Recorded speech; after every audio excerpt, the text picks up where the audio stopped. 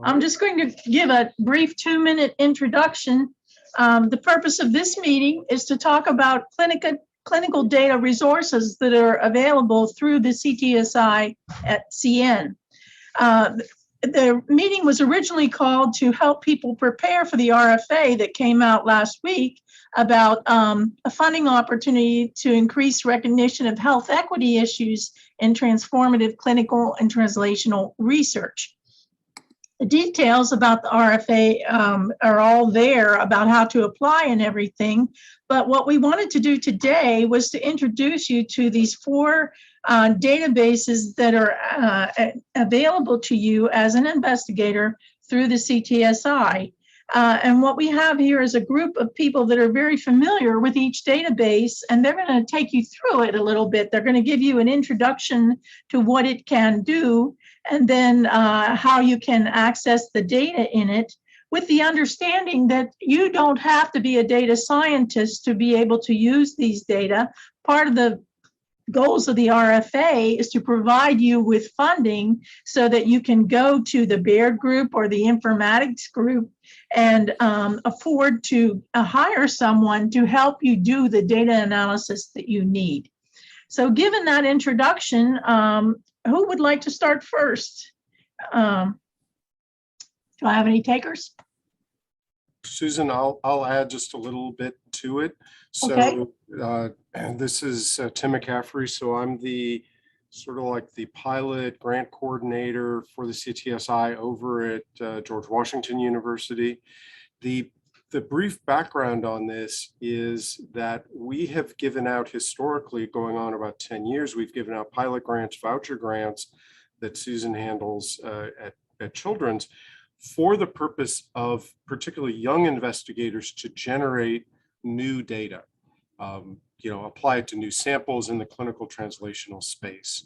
The idea of this request for applications is that we have become increasingly aware that in many cases, it's not necessary for people to generate new data. There are massive data sets that exist out there in the cloud, generated with government funds, with private funds. And in the interest of time and saving our local investigators a lot of startup time, we're trying to encourage them to use existing data sets. And this can provide them preliminary data and help them form more sophisticated ideas. So that said, I'm going to turn it over arbitrarily to Hiroki. Hi, I'm Hiroki Morizono. I'm one of the leads for informatics for the CTSI-CN. I also work with Keith Crandall, Ching Zhang over at GW, and Mihailo Kapilarovich, who's the Chief Research Information Officer at Children's. So I'm going to be talking a little bit about the N3C to give you an introduction of what sort of things are available in the N3C enclave. And if I can get my screen set up. Okay, so the N3C, the National COVID Cohort Collaborative, was started about 2 years ago. It's a partnership between NIH, NCATS, the Center for Advancing Translational Science, and a group called CD2H, the Center for Data to Health. So the idea is that we're in a pandemic. We're starting to get data coming in from a variety of sources, but it was not done in a coordinated fashion. How can we have more researchers work together and minimize duplication of effort? And so the idea was to create a secure data analysis enclave where findings are shared and accessible. So one of the big challenges is that different hospitals are using different EHR systems. They capture things with different units. Terminology may be variable. And so the first thing that has to happen is that the electronic health record information is harmonized. And so they use a standard called OMOP for trying to make the different data elements map to the same sorts of things. With this, we've got about 60 organizations contributing data into the N3C. GW and GW Hospital and Children's National are part of those. We were actually one of the earlier groups able to convert our data and move it into the N3C enclave. And so if you think about this, this is a national data resource that required unprecedented data sharing. It's not been done before. And so it is a first of its kind data resource that allowed investigators from around the United States to work together. Data includes all sorts of demographic information, socioeconomic, geographic, different types of aspects that are relevant for one of the diversity DEI type concepts that is in the RFA. As you can see, within the enclave, we've got about just under 3 million patient records available. Now, granted, these records are not as good or not as comprehensive as what you would see if you went into your own EHR, but it's mapping across patients across the country. We're talking about 9 billion rows of information, different kinds of visits, lab results, and access. So first thing was creating this robust data pipeline. So every week, our data is converted and shipped into the data enclave. The idea was to have a powerful environment in which you could carry out complex queries. Make this a resource that's going to be available for the next 5 years, so you can follow out and look at things such as long COVID, and use this analytics platform not just for COVID, but going forward, this kind of collaboration can be used for rare diseases. It can be used for specific conditions. And the idea that we already understand how to share the data. We already understand ways in which we can make this analyzable and how to secure it. So some of the data types that are available: demographics, symptoms, tests, med conditions, physical measurements. Within the enclave, you've got 3 general classes of data. A limited data set. It's pretty much de-identified, but includes dates of service and the patient zip code. There is a de-identified data set in which the dates of service have been shifted algorithmically, plus or minus 2 weeks. It's kept in a way to preserve the temporal nature so that the meeting between appointments, those don't change, but they're shifted back and forth with each other. The zip codes are limited to the first 3 digits. And so typically that means you're looking at populations of around 10,000 or larger to make it harder to identify and zero in on any particular person. And then there's something called the synthetic data set, which is computationally derived from the limited data set. It statistically resembles the properties of the patient data, but are not actual patient data. And in addition to all of that, there's something called a DUR that you have to fill out. I'll explain this in a little bit. There are something called SynPub, synthetic public use files, which are different from the synthetic data set, but you can use this to learn how to work and run queries on this OMOP formatted data. And so the details of the data dictionary are available here. I have to jump around with Zoom to share this. I'll probably start showing this towards the end of my talk. Some of the things in more detail, what's required, what you can see from the different types of data, you'll have to do some registration, get an account, and so forth. Users, for example, for the limited data set, they have to be from known US-based organizations. De-identified, you can have collaborators from overseas as well. Synthetic data set, actually, even citizen scientists. So if you have friends that are informatics savvy and they say, how can I help with COVID? They can actually participate in this to start looking and developing machine learning models and things like this too. So obtaining access. So first thing, step 1, 5 basic steps. First one is whether or not an institutional data use agreement has been executed. So we've done all the heavy lifting on that. So both Children's and GW have signed a DUA with NCATS to work on N3C. So you don't have to do that. You do have to register with N3C. And so you can go to the COVID CD2H onboarding page and fill out a registration form and request an enclave account. So once you've got the enclave account, you have to also fill out and participate in an NIH information security training course. it takes about 60 minutes, 90 minutes. It's a little bit like the city courses that we have to take. It's pretty comprehensive. And then you can actually log into the data enclave and start submitting a data use request for your projects.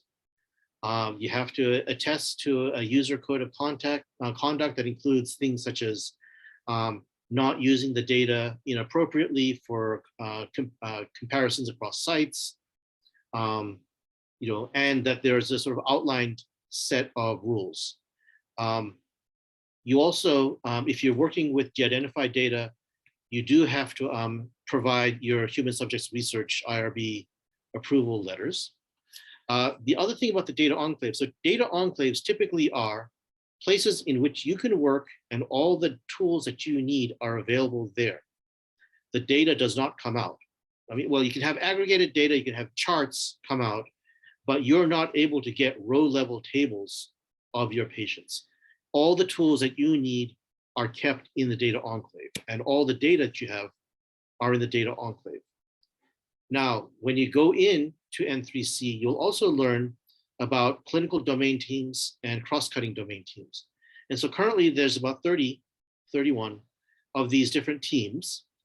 And both CD2H and N3C encourage people to submit ideas for new domain teams if you say, oh, there's a need for this kind of analysis and there's no group in here.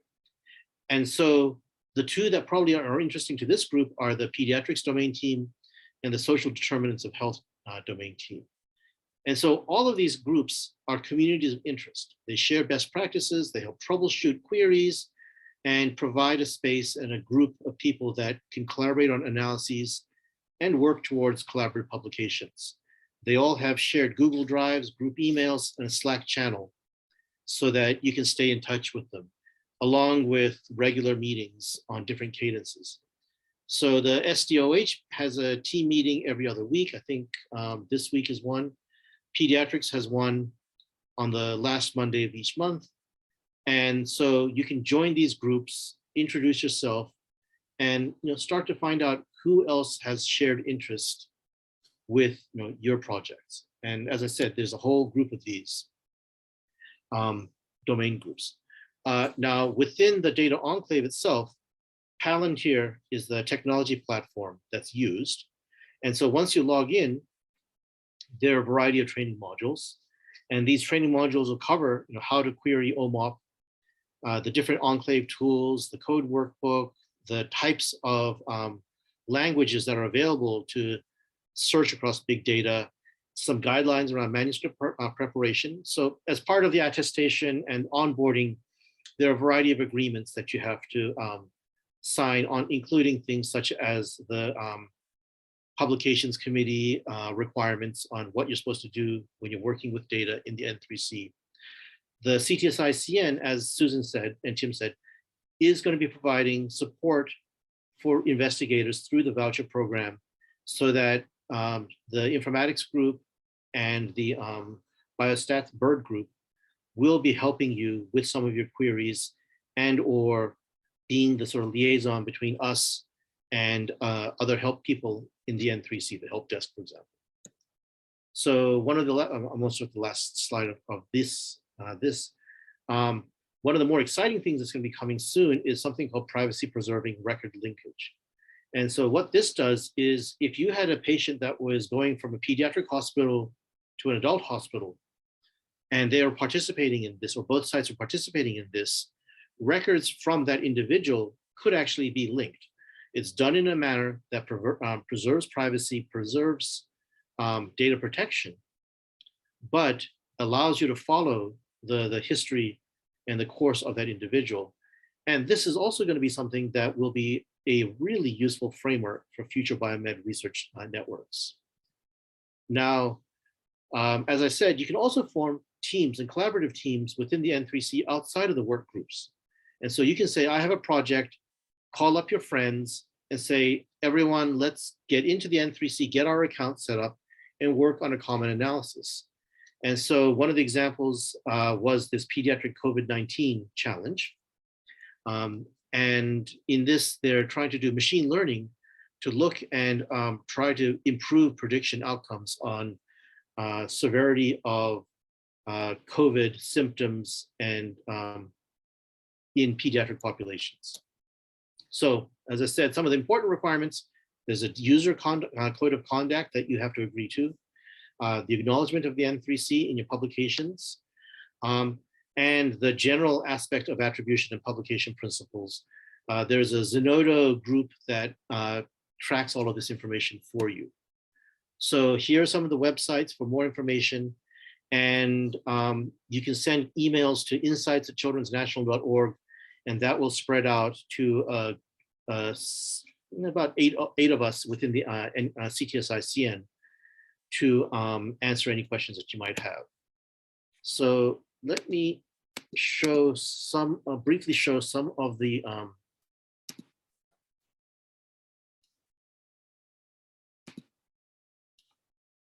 things that you can see in the N3C. So one of the things that is a little bit confusing, and part of the impetus for having this talk, was that there's a variety of sort of onboarding points. Because it is a collaboration between the NCATs and the CD2H, they all have their own sort of where to go to start things.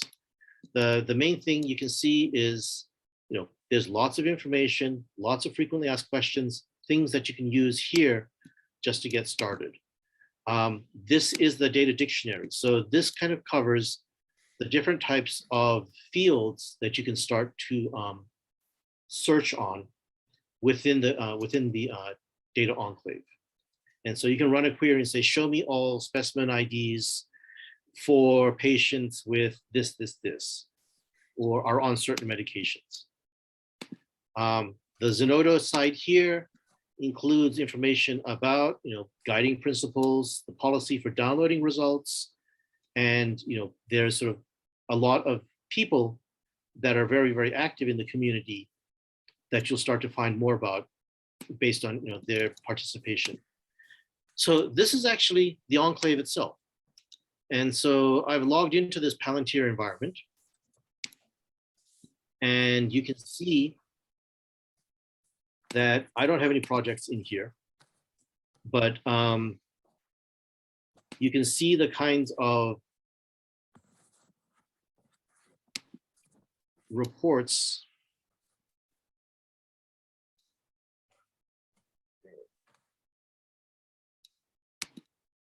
and the contour queries that you can do here. Now, one of these actually should be showing,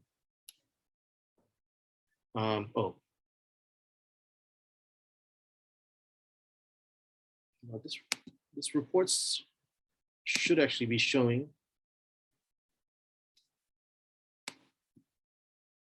Yeah, never do live demos.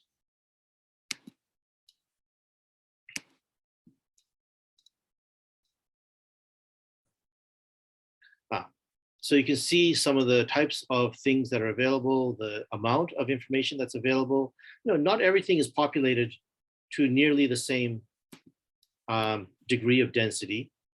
You have sort of the lists of who's available, what kind of research projects are going on, and so forth. And within here, you can then start to actually get into the query environment once you've filled out a data use request and the data use request has been approved. The other sort of things, COVID search is a literature search on publications that are coming out. And as I said, the different domain working groups have regular meetings. And so you can see some of the meetings that are available for this. I can't see anyone in their right mind attending all of them. But as a group within the CTSI-CN, it'll be really wonderful if we could actually coordinate so that not everyone is trying to attend every single one, but people pick and choose, and we can share information among ourselves as well. So that's about all I have for this. We can wait till the end for questions, maybe, or go to the next public talk. Or does anyone have questions now?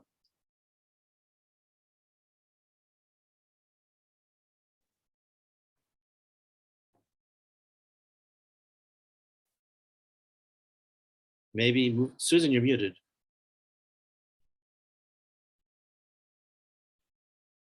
I was just saying, let's go ahead and put our questions in the chat, and keep going. And then at the end, if there's any other questions, we can take them. Right. Who's next? Thank you, Hiroki. Let's move on to the HCUP presentation. Okay.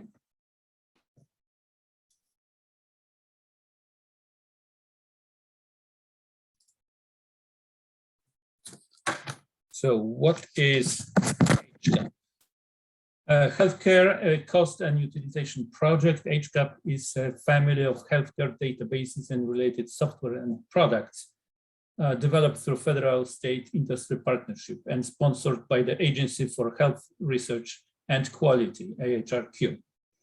HCAP includes the largest collection of longitudinal hospital care data in the United States, with all payer and country level information beginning in 1988. These databases enable research on a broad range of healthcare policy issues, including cost and quality of health services, medical practice, access to healthcare programs, and other on state, national, and local levels.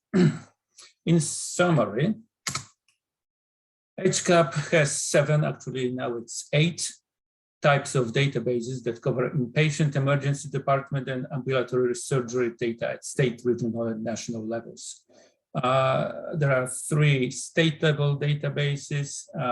They serve also as a source of data for national-level databases, of which kids inpatient databases of interest today.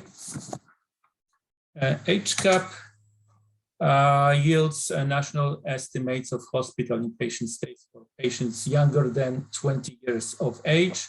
It enables national and regional studies of common and rare pediatric conditions. And how is it made? I will explain later.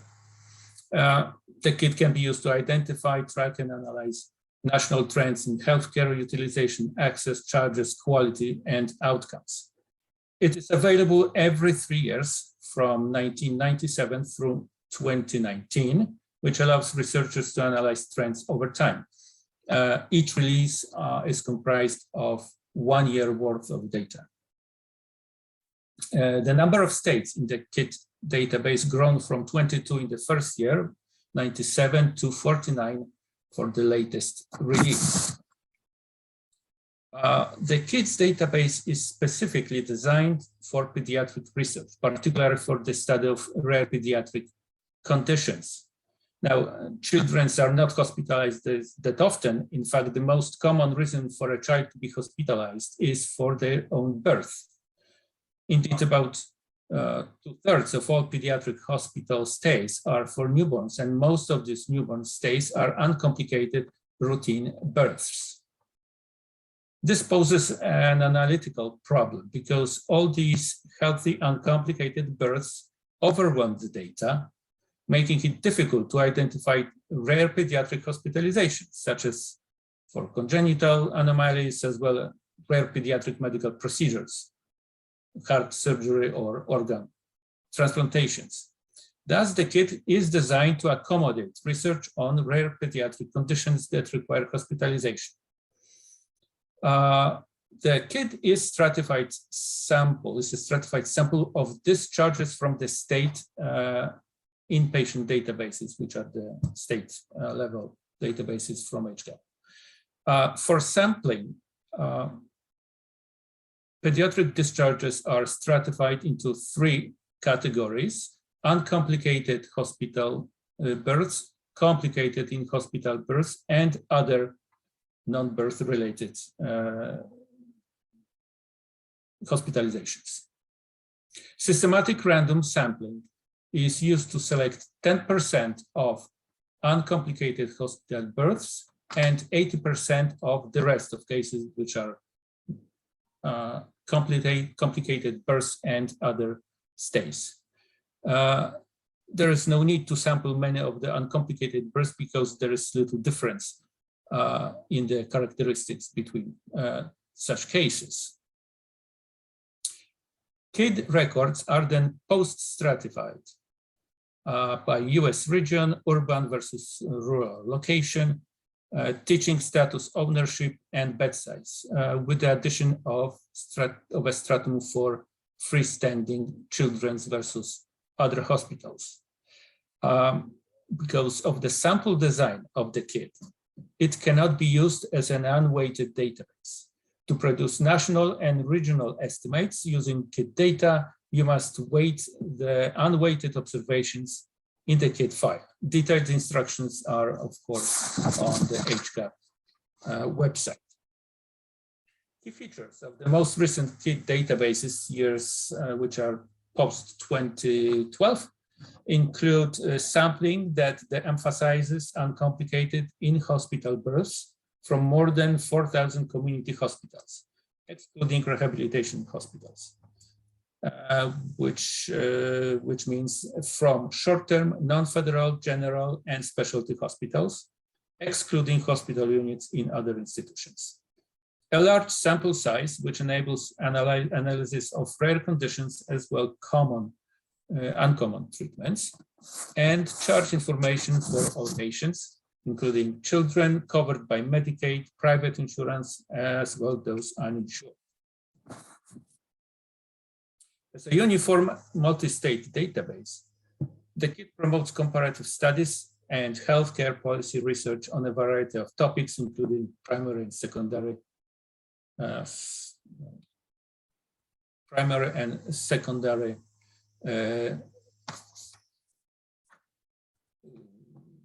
utilization of health services by special population, hospital stays for rare conditions, variations in medical practice, healthcare costs, medical treatment effectiveness, and so on.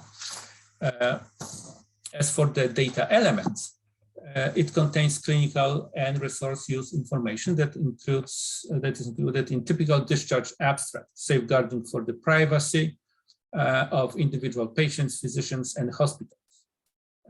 Among more than hundreds of clinical and non-clinical elements, there are primary and secondary diagnosis and procedures, discharge status, patient demographics, including median income for zip code, hospital characteristics, expected payment source, and so on. Starting with 2012 release, KIDS incorporates changes to enhance confidentiality.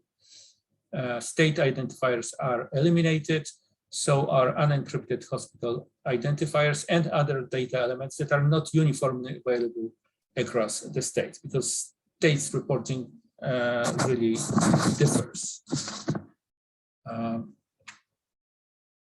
HCAP databases, among them KID, has been used in numerous original papers. They can be searched in online publication database available at HCAP using URL posted on this slide. I will show two examples of such publications. This particular study was to examine association of gender with intraventricular hemorrhage or periventricular leukomalacia in a large national database. This paper analyzes the epidemiology of Kawasaki disease. Are you showing your screen? Are you showing your screen? Because we can't see it.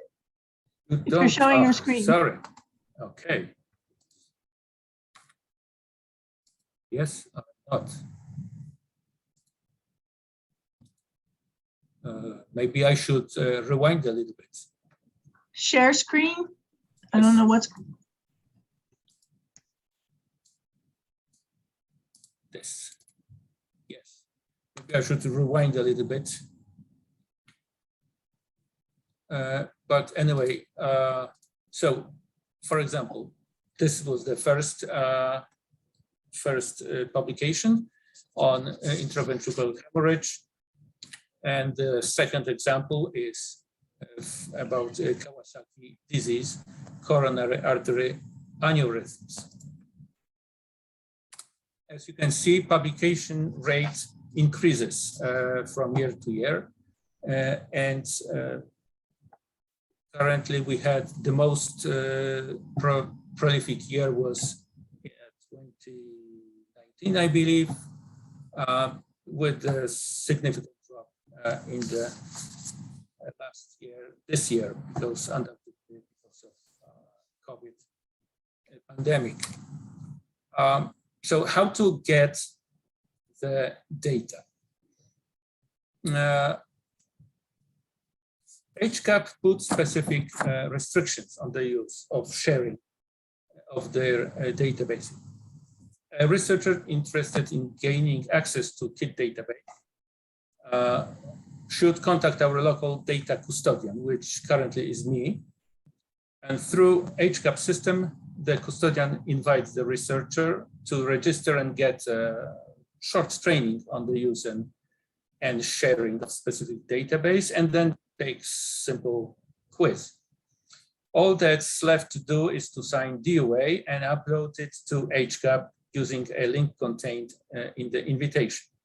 Once the process is completed, a set of files is made available along with loading programs for SAS, Stata, and SPSS. For those versed in SQL queries, data can be available from our local database server. We have on shelf releases from 2009, 2012, and 2016. The latest release of 2019 that came out recently can be purchased if there is interest. That's all. I have a question. Yes. If a user wants to use the database and they have an application that might require SAS, Stata, or SPSS, can your team help them with that? Yes, we do have people versed in each of those softwares. So that's something that an investigator with a question that is best served by this database could put in their budget for their application, is support for that kind of thing. The best thing is to meet with what should they do if they have a particular interest in this database. Who should they contact? Well, regardless of who is doing actual analysis, whether researchers herself or our statisticians, first we have to nail down sharing agreements. That's required by HCAP. So, as I mentioned, contact me as a data custodian first. But as for the choice of the analyst, statistician, and so forth, I think it would be best to contact chief of our division of biostatistics, or simply put a Spark ticket. Okay, great. Thank you. I guess let's, there's a question on the chat. Yes. We have an investigator whose research interests include social determinants of health and obesity. She's working in the Obesity Institute looking at a stool microbiome in children before and after bariatric induced weight loss surgery in a biorepository biobank that is IRB approved and ongoing for 10 years. She's thinking of ideas to brainstorm looking at some of the existing data in their Excel files. Needs to be translated to REDCap and would also need biostatistics help. So it sounds to me like this particular project would not necessarily need to access any of the databases we're talking about here, but we can offer assistance for both REDCap and biostatistics. The biostatistics group is called Baird, and that you could, Jim Boast is the person who leads that up. You can also go to the website for Baird that I think is in the RFA, and you can tell them what you want to do, and they will assign a statistician to help you and to help you devise a research plan and budget for those studies. Yes, that's correct. And then Hiroki put some information in the chat about REDCap. For REDCap, would they also go to Baird directly, or would they go to the REDCap team? All questions regarding REDCap are best directed to the REDCap team. Okay. Thank you. All right, I hope that answers your questions. Let's move on to the Cerner Real World Data and the COVID-19 Cohort. Hey, can everybody see my screen? Yes. Okay, great. So I'll give you a little bit like a brief introduction about the real world data in Cerner. Just a little bit about me. So I have been working as a data analyst and IT consultant for the past 7 years after my graduation. But I joined the team of the Biomedical Informatics Center of George Washington University as a postdoc last year. So I started to work with the Cerner database since then. So the team, the center is actually a group of researchers. We have diversified background with clinical epidemiology, statistics, machine learning, big data, etc. So to access do research in the real world data, you actually can do some kind of preliminary explore. But if you really want to do serious data analysis for a project, a research project, there's a process for like submitting your summarized research plan and need to be approved by Cerner. I think the process won't take too long, usually a couple of days. So right now our team has 5 approved projects and 1 published paper and 1 submitted manuscript with real world data. So if you want to get more information about the research questions and the process, I think Nelson Stewart will be your best contact for our team. I believe you can also definitely contact the Children's Nationals today. I think the email listed for further information if you want to get access and further information about how to process this data access. So in general about the real world data, I think it's a very big national-wide aggregated de-identified data. So it covers like 100 plus of US health systems nationwidely. The data goes, if you really explore the data, you can see some dates like in the early 20th centuries. But I think the more reliable data will go back to the late 1990s. The early 19th, maybe the early 20s, so 21st centuries, like this centuries. So that would be more reliable data, which means we have like around like 30 years of follow-up so for the longest, I think, which could be very reliable. The database has released a quarterly databases. So they have a quarterly release for the databases. So so for the latest one, it was released pretty recently, which is 2021 Q4, which means the data will go back to the quite recent, like 2021 September, which is last quarter. So it's like a quite fresh data, which you can really see the trends of the research interest, the data for your research interested. So the process I think is very similar to the N3. So it's a de-identified data, which means the data has been collected from the EHR system, and then the data will be cleaned and normalized and standardized and de-identified.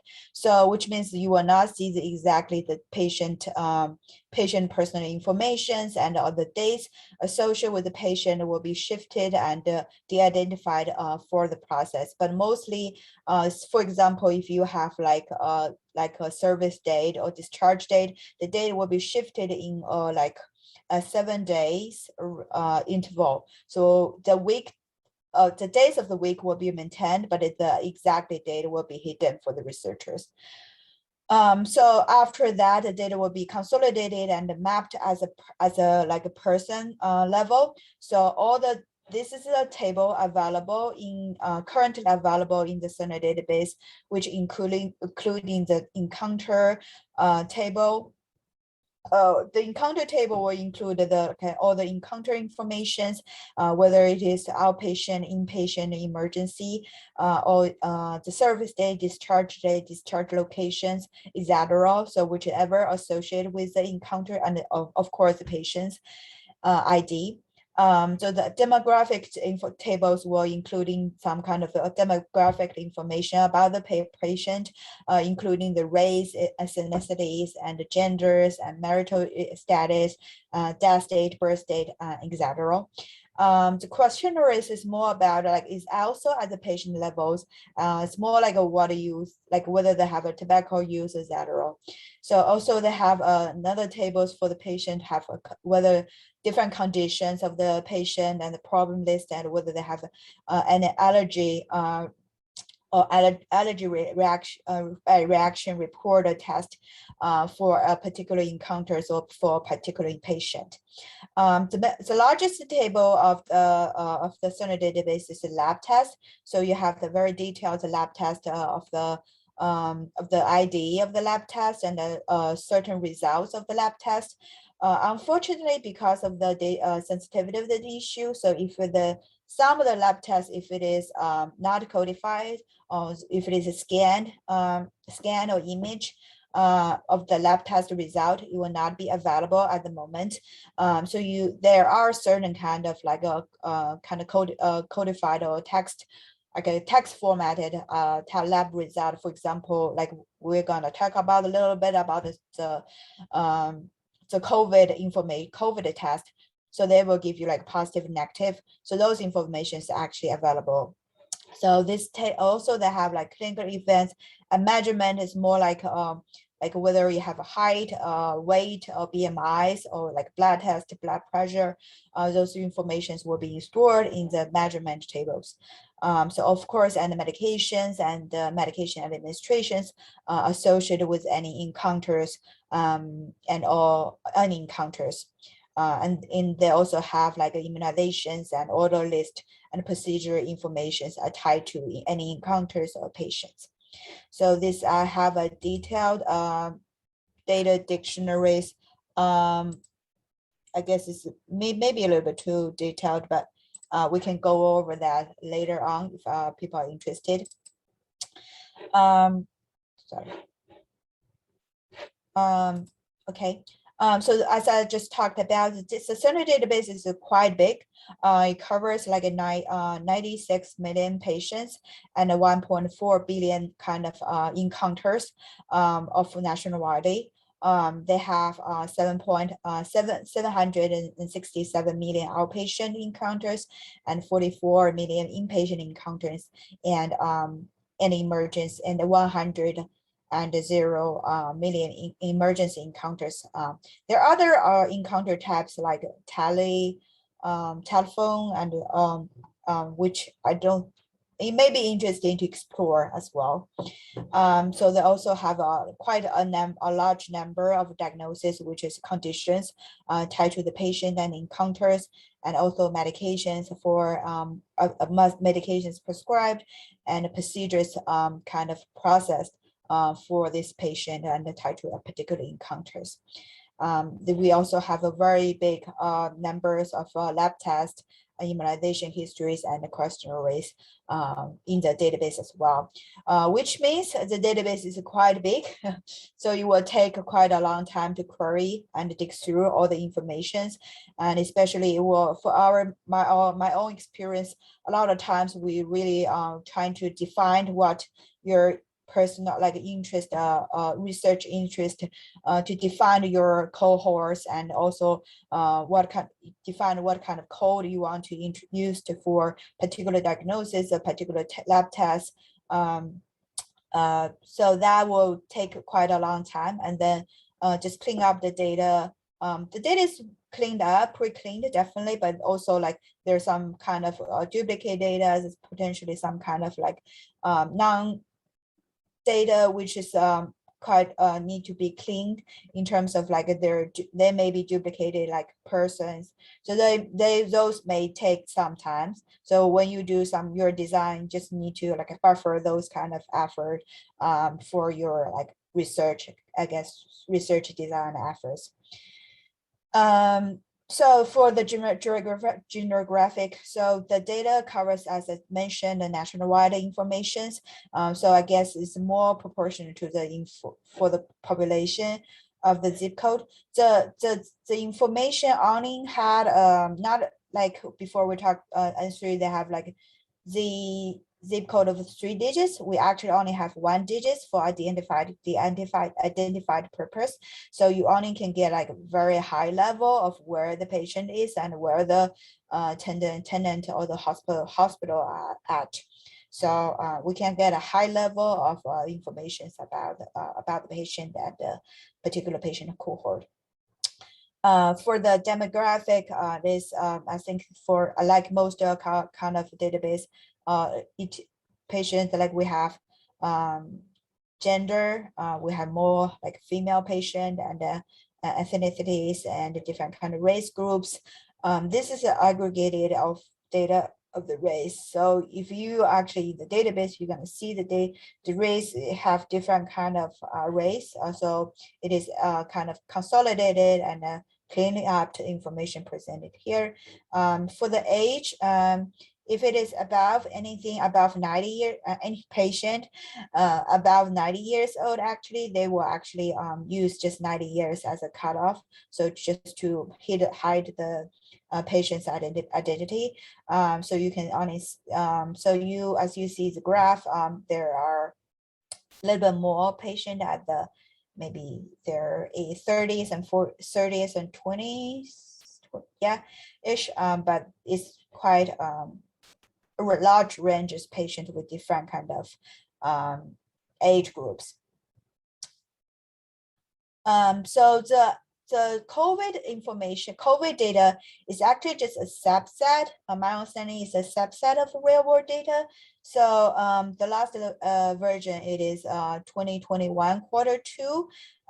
My understanding the Q2 on like what do we see in the real world data, if it is Q4, it actually go up to the data for Q3. But I think the because the real world data is for the COVID is derived from real world data. So if it is say Q2, you actually the data entry is actually get up to the 2021 June, which is the end of that quarter. That's my understanding of it. And how the patient is included in the Cerner database is so you have to, the patient have to have any of the like a diagnosis code or like a lab test which is associated COVID things, I think things like 2029 December. So if you have any of those kind of encounters, inpatient of ER encounters, those patients will be included and their demographic information will be populated in the real world data COVID-19 databases. The actual list of the code of diagnosis and lab test is actually pretty long. Yeah.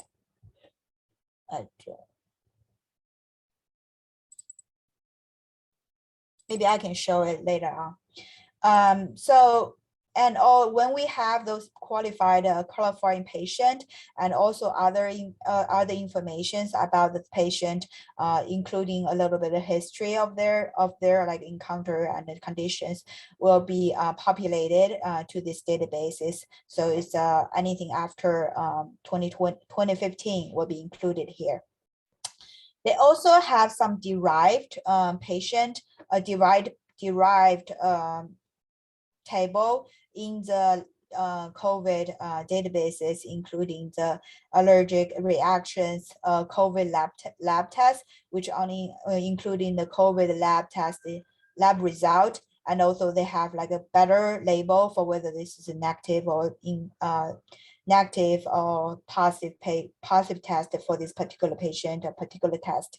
So it's more like a cleaned up version of the lab test for COVID only. There are also some dimension tables, which including the more kind of classes of the drugs, for like easier access and maybe for easier analysis perspective.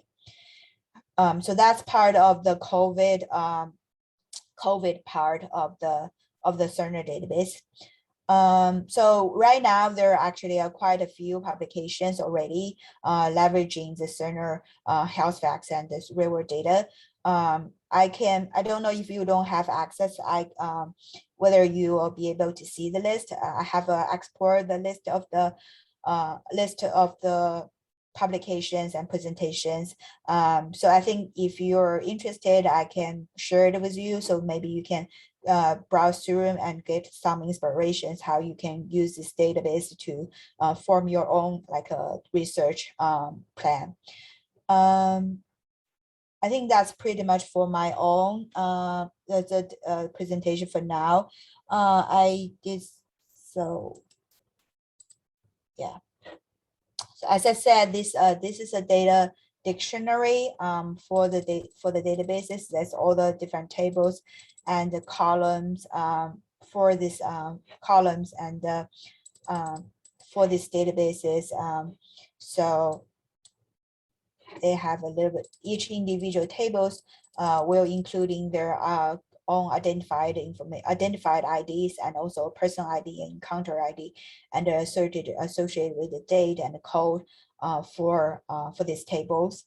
What else? This one. So there are a little bit more like documented documents about the real the quarter for the COVID databases. So they have actually quite a long list at the very beginning, later and though they have quite a long list of qualifying lab test code and conditions associated with COVID to be used for their criteria to include in the COVID cohort. That's right now for these databases. I don't know whether any questions or anyone will have interest to just take a look at that. The database itself. I think there's quite a lot of chat here, so maybe we can start with the Q&As. So some of it was off to the side of what your conversation was, but one thing is that Children's is part of something called the Share Collaborative, and so through that, ZIP3 is possible. Okay. So we can actually talk to people about trying to get ZIP3 level information through our participation in Share as well. Okay, good to know. Some more things. The real world data is also like a great resource for looking at national scale data. And, you know, it probably covers about 15–20% of the entire US population in terms of numbers. So the general sort of statistical sampling is actually not bad. And we have a paper on that. So this is actually a tremendous resource. And Cerner has actually also got a COVID cohort subset from the CRWD as well. So they have an effort that is in some ways paralleling the N3C effort, but it's using the same tools that are part of this Cerner CRWD Learning Health Network environment. Good, thanks. I have a question, Ying. In your estimation, what's the fraction of pediatric records in entire real world data? Beg your pardon? The fraction of records. The fraction of pediatric records. I have not really dig through the pediatrics, but I just had this is a kind of age distributions. Mm-hmm. So you can see there are patients with like a maybe teen. So like this Maybe population 10% or something. Yes. Yeah. So 1, 2, 3, 4, 5, 6, 7. So like maybe 10%, I guess. Mm-hmm.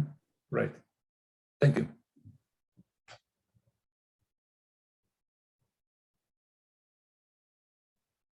Any other questions? So to do the analysis here, the real data supports R and Python. So they're using Spark kind of infrastructure. But anyhow, just if you want to do your analysis, you might need a little bit of background on that. Definitely, you can also call to our centers and we can just try to see the prioritize the research as well. Okay, any other questions? This is great. Thank you, Ying. Thank you. I think that concludes all the presentations. I must say they've been very interesting. I've learned a lot myself about each one. So this has been a great opportunity to hear about it. If any of the people that have called in have any questions, please let us know.